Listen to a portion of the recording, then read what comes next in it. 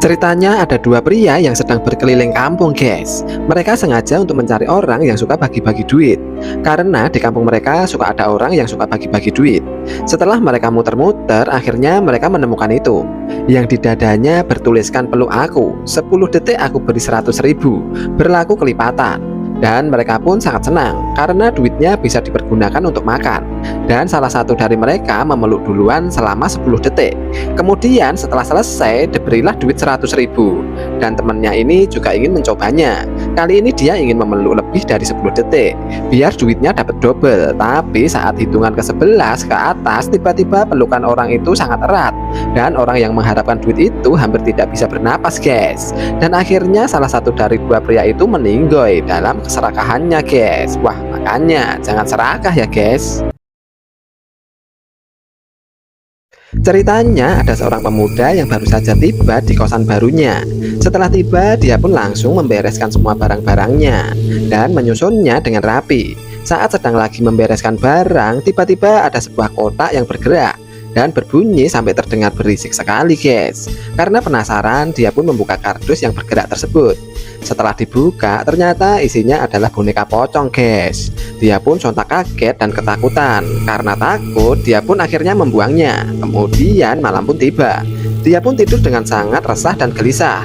Lalu saat dia membuka mata, tiba-tiba ada pocong terbang tepat di hadapannya, guys. Kemudian dia tak bisa bergerak dan akhirnya berteriak sekuat tenaga. Wow, serem juga ya, guys. Hati-hati ya, guys, jika kalian cari tempat kos baru, dicek dulu biar nggak kejadian kayak gini. Ceritanya ada seorang pria bernama Doni. Waktu tengah malam, tiba-tiba dia ingin buang air besar. Dan dia nggak berani keluar sendirian tengah malam. Soalnya WC di kosan Doni ini serem banget, guys. Lalu dia mencoba menahan rasa ingin buang air besarnya. Tapi semakin lama malah semakin tidak tahan, guys. Dan akhirnya Doni terpaksa lari ke WC sendirian. Dan di saat sedang buang air besar, tiba-tiba ada yang mengetuk pintu kamar mandinya, guys. Doni menduga itu adalah teman kosnya bernama Anton.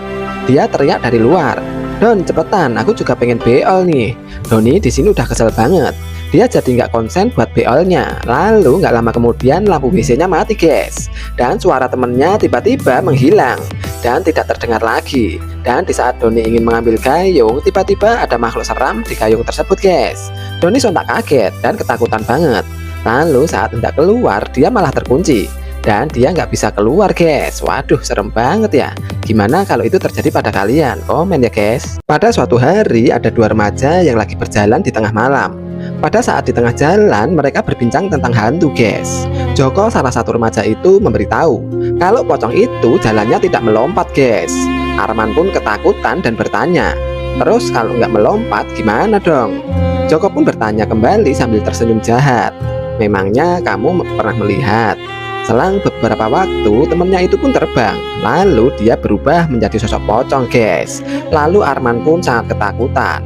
Dia tak menyangka ternyata temannya adalah jelmaan hantu, guys. Ih, serem juga ya. Teman barunya ini ternyata ceritanya ada seorang anak yang sedang bermain dengan temannya, guys. Terlihat mereka lagi asik berlari bersama. Emaknya yang terheran pun melihat anaknya tertawa dan berlari sendirian itu pun akhirnya bertanya, "Wah, sepertinya anakku senang sekali. Kamu sedang bermain dengan siapa, Tong?" Lalu anak itu pun mengenalkan teman barunya yang bernama Hani. Katanya Hani itu orangnya pemalu. Dan pada saat dikenalkan, ternyata Hani ini adalah sosok hantu, guys. Ih, serem juga ya. Ternyata temennya itu bukan manusia, guys. Terus gimana maknya tuh? Ceritanya ada seorang remaja yang selalu mendapat nilai buruk saat ujian, guys. Dia pun sangat kesal, nilainya jeblok lagi. Temennya yang nilainya tinggi selalu mengejeknya. Kemudian dia pun pulang ke rumah dengan penuh penyesalan, guys. Saat sampai di rumah, dia marah-marah terhadap bapaknya. "Lihat nih, gara-gara bapak nilaiku jelek lagi. Bagaimanapun aku bersikeras untuk belajar, semuanya akan sia-sia saja." Bapaknya pun meminta maaf kepadanya.